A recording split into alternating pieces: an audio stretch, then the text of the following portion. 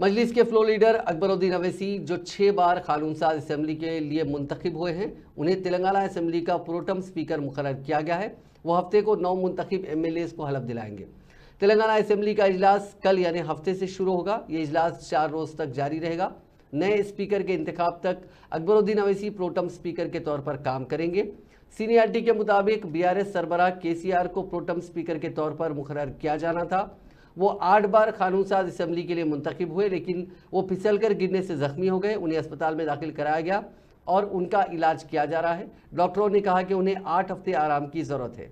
BRS से पोचाराम श्रीनिवास रेड्डी, दानम नागेंदर और तलसनी Srinivas Yadav, MIM से अकबरुद्दीन अवैसी, कांग्रेस से उत्तम कुमार रेड्डी और तुम्मला नागेश्वर राव सीनियर हैं।